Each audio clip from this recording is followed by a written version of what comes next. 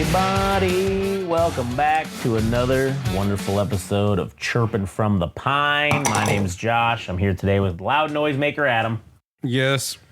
And today we're going to talk about the very confusing shakeup in the SoCal Single A minor league baseball, which who would have fucking ever thought? I mean, probably no one cares about this.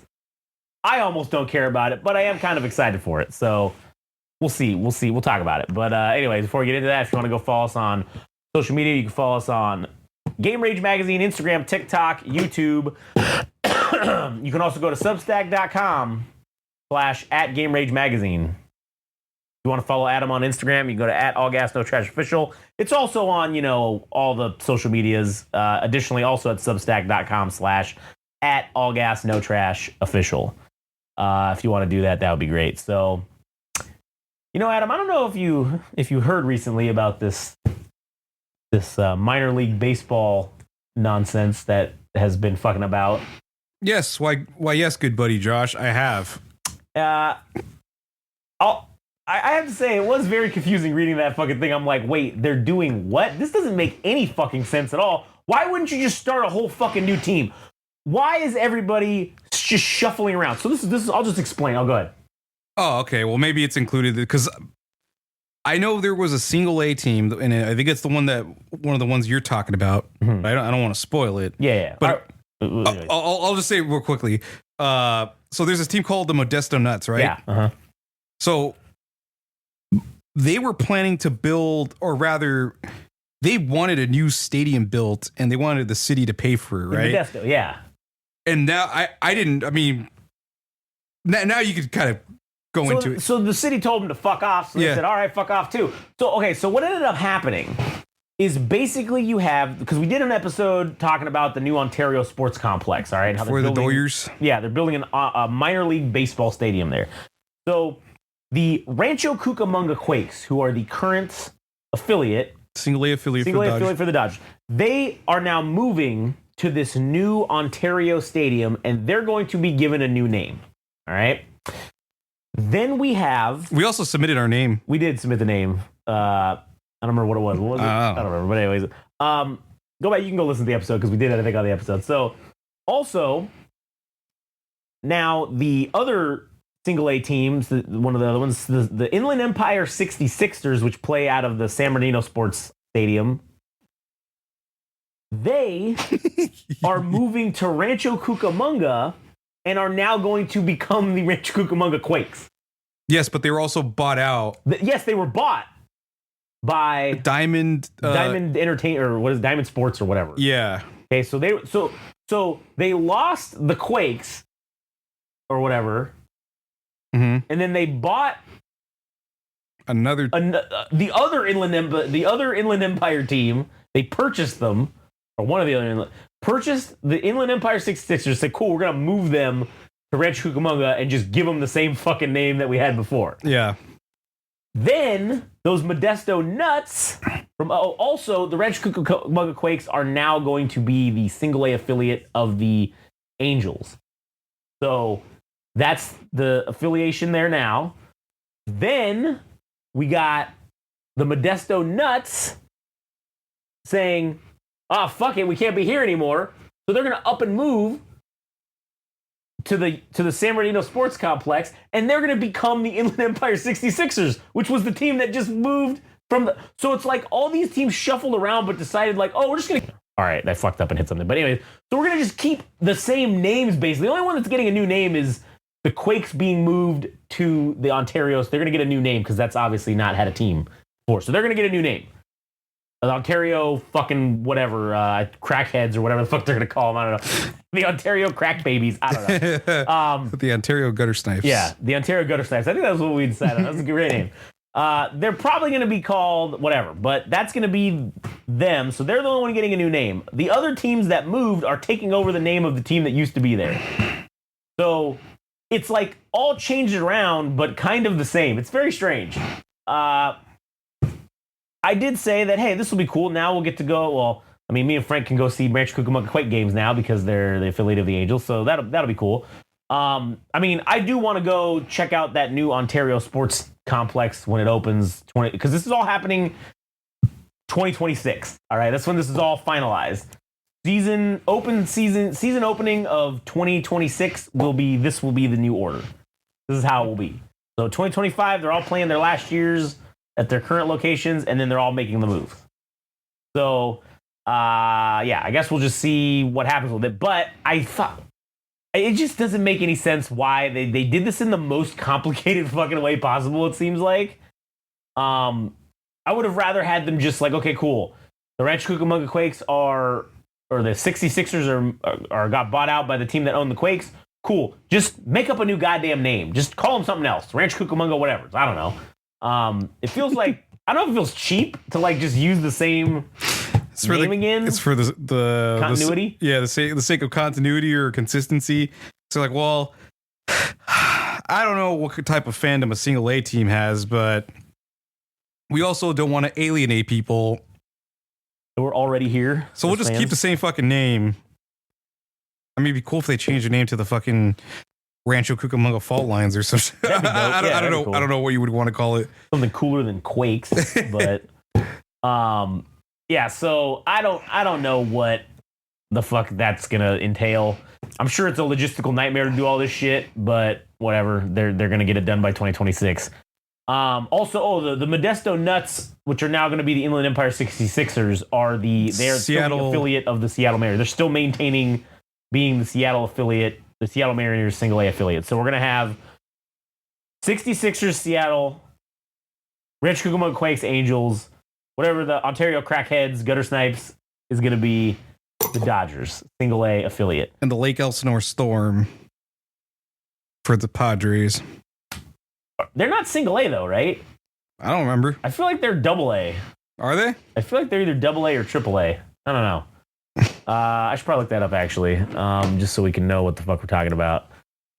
Lake Elsinore, Lake Smelsinore, Storm. Oh no, they are single A. All right, so these fuckers are all just going to continue to be playing each other basically, anyways. So, yep. All right, cool. So now we'll get to go see some more single A baseball options in the Southern California region. We're going to have one additional team, and now we're going to have more options to go see shit. So that'll be kind of fun for the 2026 season. Go check it out. We should go to one game of everything just to see, because I've been to the Storm Stadium. I've seen a couple games there. Back when they were back in the day when they were like the Angels affiliate. I went to a couple games. I've gone to the Quakes as like a child. Like I remember I've been there like a couple as times. a young child. Like I remember specifically owning that like light green fucking Q with the purple circle around it. Disgusting. I specifically remember owning one of those hats as a child. So as a young child. So we're definitely going to have to go back there. And then obviously the Ontario one, never been to that one because it's going to be up brand new. So this is the biggest shakeup in single A ball history. It really is. This is the most newsworthy thing to come out of single A since probably ever. I mean, I don't think anybody gives a shit about single A. And you are probably right. I do feel like there is probably a contingent of fans that are just from the local surrounding area that are diehard fans of these franchises. And they're going to be like, yeah, sad. But then again, your whole team is leaving. So it's like everything you liked about it's now gone. It's all different people. It's going to be the same name, different dudes. So maybe a lot of those Quake fans will migrate over to the Ontario team. Who the fuck knows? Maybe those Inland Empire 66er fans will come from the fucking reservation and they'll go fucking go to Quake games. I don't know. Or maybe they'll just stay sticking with the same team. What? I have a secondary topic. Oh, okay. All right, go ahead. What do you got? All right. So I've been keeping up pretty adamantly with any baseball related news as far as free agency goes, to the point that the night that Juan Soto signed with the New York Mets. Mm-hmm. You knew about it before everyone else? No. Oh. Yeah, I was there. Yeah. He was in the room. Yeah, I was in the room. Yeah, that Sunday night that it happened, there was numerous reports about Juan Soto is, whatever bullshit thing you could think of. oh, he's likely to sign with the fucking Mets. He's going to do this or that, whatever bullshit thing. Right. I'm just thinking, dude, how much worse has journalism got when most of the news, and it's probably because of the access to the internet and also the 24-hour news cycle, right? Yeah. That something has to be reported on because we got to make fucking money. And that literally means we have to speculate or throw whatever bullshit out. And that's been the case for like the last 3 or 4 weeks. And I know that's kind of been evident since the beginning of probably sports journalism in general, but perhaps more so now with the advent of the internet and social media, that journalists are just putting out their best guesses of where people are going to land and what they qualify as fucking information or news. And I'm kind of tired of it, man. Like I would much rather have a moratorium on reporting for, and it's not just baseball free agency, but I'm just talking about sports in general. When it comes to free agency, that the only thing that you could talk about, because there are stories about New York Yankees had their shot with Juan Soto, but he didn't like the security.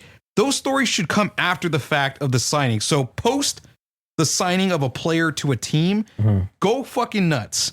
But before that, it's all bullshit. And people, I think, eat it up. But I'm kind of done with it, man. Like it's so stupid that every 30 seconds somebody's spelling out their opinion of where somebody's gonna land. And it's not even remotely like true about like unless you're tied to the party. Right. Just shut the fuck up. Yeah, so what do you have to say about that? I agree. I'm tired of all this speculation shit. Because honestly, that's all the fucking shit I see. Oh, who are the Angels going to be signing it for? Fuck, don't tell me until they sign the paperwork, all right? Like, I don't give a fuck about who you think they're going to get. None of that means anything. Because again, like you said, 95% of the time it turns out to be wrong anyways. And that was not even an option. Yeah. Same thing with like this Roki Sasaki deal that's going on or whatever, right? Like that, all that speculation is nonsense. It's all nonsense until he puts fucking pen to paper. Yeah. And signs with a team, right? Like, yeah. So like the latest bullshit with that is that this guy can't take criticism from the media because he was so heavily scrutinized in Japan. So what do journalists do at the winter meetings? They pick apart what Joe Wolf, his manager, his agent was saying at the winter meetings. And he said, oh, it's possible that Roki Sasaki would be open to, and maybe he didn't even say that. He just said, maybe it would work out better for Roki Sasaki to go play for the Seattle Mariners because there's the Ichiro Suzuki tie. Not that he knows him personally, but you know, of course, Ichiro Suzuki could play an ambassador for Seattle Mariners to talk to Roki Sasaki into courting him to play for the Seattle Mariners. But of course, the way journalists spin that is like, oh, Roki Sasaki potentially could go to the Seattle Mariners or some other small to mid-market team. And it's like, man, you're like nitpicking little portions of his agent's fucking words, all for what? For like a news headline for today, and tomorrow, oh no, he's going to the Dodgers or he's going to the fucking Angels, wherever, or wherever. And I'm like, man, I really think we need to dial back the news of sports journalism. Like it's too much, and there's not enough truth to be had. It's all wild speculation because nobody knows anything. That's the one thing that I have learned is that nobody knows jack shit.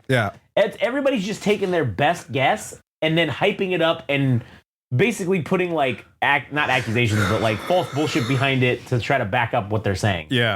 So, I mean, I think that needs to just go away. It's the same thing in like every sport too. It's not just baseball. I mean, football does the same shit. I mean, all this stuff with like, oh, Belichick gonna go sign with the fucking, he's becoming the University of North Carolina head coach. Oh yeah, did you ever? I don't think we ever did talk about that. So I mean, we talk about that now. Belichick signed with the University of North Carolina. He's now gonna be the head coach, and he got a fucking sweet deal. He gave him this 400-page manifesto that they apparently agreed to, and I don't know. That's pretty interesting. I haven't seen the document, so I can't comment on any of that shit if it's actually true. He's going to end up being the dean of the university. I mean, basically, supposedly his girlfriend, his 24-year-old girlfriend, gets a fucking full ride scholarship for a master's degree. Yeah.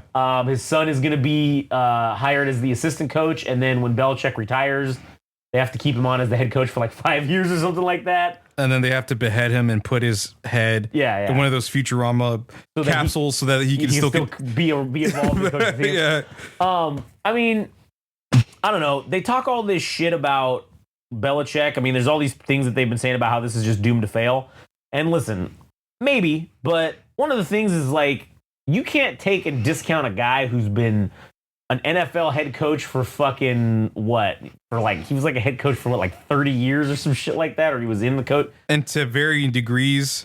Yeah. Because he was like a defensive coordinator for like the Cleveland. Like the first part of his career. And then I think he became the head coach of Cleveland at some point. And then that's when he got picked up by, I think maybe he went to one other team and then he got picked up by the Patriots. Yeah. So as a head coach. And then basically had the most epic run in sports history, essentially, as a single team head coach. Winning all those championships in over fucking 20-year span. Six championships 6 titles in 20 years. I mean, that's pretty fucking good. So to say that, yes, I don't think 75-year-old Bill Belichick wants to deal with these asshole fucking 18-year-olds. That may be the problem. But he doesn't have to deal with anybody directly. He can just fucking hire minions to do that. To deal with these assholes and their fucking problems. Because now, granted, they were talking about the professional pipeline that he can create. I'm sure there are programs that run like NFL programs, but I think they give them a lot of slack. I think. Wait, what team? What team did you say he's going to coach? In North Carolina. No. The Tar Heels? Yeah, I think that's who it is. UNC. I don't know if there's another one. What conference do they belong to? UNC. I feel like they're part of the SEC, or the SEC or the ACC. Which one do they belong to? I think they're in the ACC. Yeah, Atlantic Coast Conference. They're in the ACC. It looks like. All right. I think he's off to a bad start. By just picking that? Yes, I think he's picking the wrong fucking horse to bet on by going to the North Carolina Tar Heels. Because they're not really primarily known for their football. They're more known for their basketball program, right? I think so. But also, the ACC is like a team, or rather a conference. Not that they're actually fucking penalized, but nobody kind of respects that conference. So he's already kind of handicapping himself. Let's say he goes... I forget how many games they play within the college football season, but I think 11 games or 12 games. I don't remember. Let's just say 13 games. If they go 13-0, if they go fucking 13-0, who's going to give a shit? Like, they'd have to play some fucking pretty decent teams, and most of the teams that matter are in the SEC or the Big Ten or things like that. So, as we've learned in previous seasons, specifically, I think it was last year or the year before, the Florida Seminoles, the Florida State Seminoles, they went like 13-0, right? Yeah. And they didn't even get a bid into the 4-team like playoff tournament or whatever. And so I don't know why he chose. Maybe it was just the next available position to take the head coach, head coach position for a college football team, but I already think he's kind of handicapping himself by playing in that fucking conference because nobody basically respects that conference to begin with. Yeah, well, maybe that's the reason why he chose it, is because they were willing to give him the most money and the most leeway in terms of like, we'll acquiesce to all your fucking demands, essentially. Because no one, we want to bring prestige to this program because no one gives a shit about it. And he's like, nobody gives a shit about it. If I fuck this up, who cares? No one's gonna. Who gives a fuck, right? The only thing he does have working in his favor is that if he builds a good program right away and he goes undefeated against a shitty conference, and then he beats some juggernauts. Like, yeah, he'll command a little bit of respect, but he does that over the course of 4 or 5 years or however long his commitment is to. He essentially has like an easy path to get to the to get to the college playoffs, which now is expanded to 12 teams. So now there's even more likelihood that he could potentially get there with a team that's in a really shitty conference to begin with. Yeah, and I will say this as well. If he gets the program going, right? Like if he executes this shit, one of the things that the Patriots always like to do, even though they never really did it or never really needed to, was they used to pull these fucking shady ass trick plays all the time, right? That was like one of their specialties, was doing all these weird ass little bullshit trick plays. That shit is like bread and butter in college. All these fake ass trick plays and all this dumb shit that they do. I feel like he could probably bring some fucking shit to that.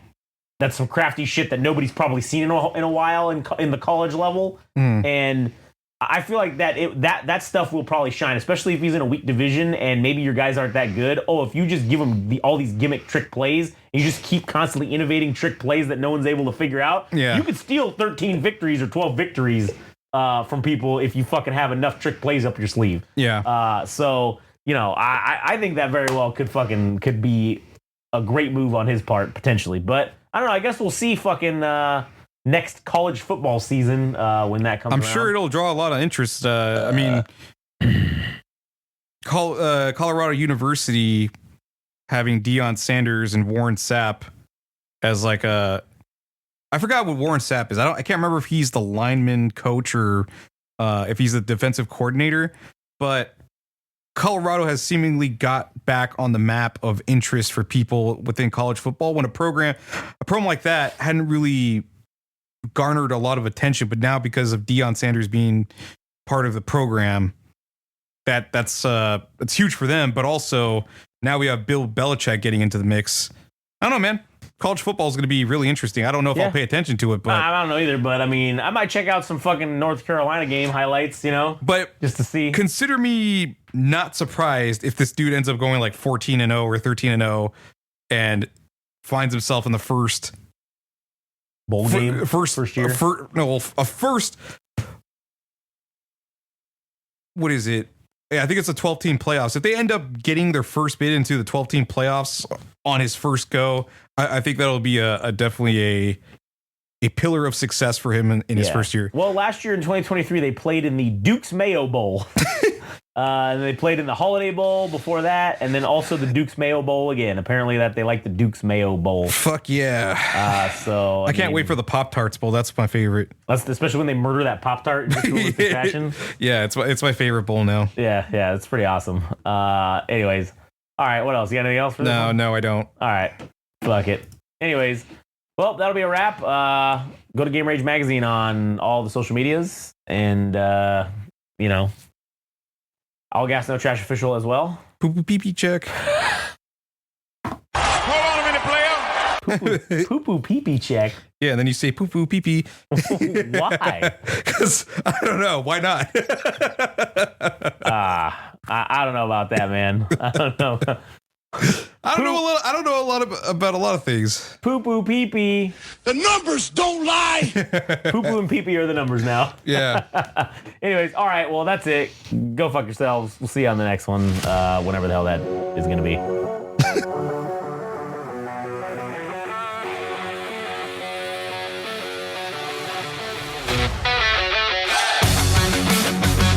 That was Chirpin' from the Pine, the Game Rage Sports Podcast. You can follow us on Instagram and TikTok at Game Rage Magazine. Follow us on X at Game Rage Mag. You can go to our website, www.gameragemagazine.com.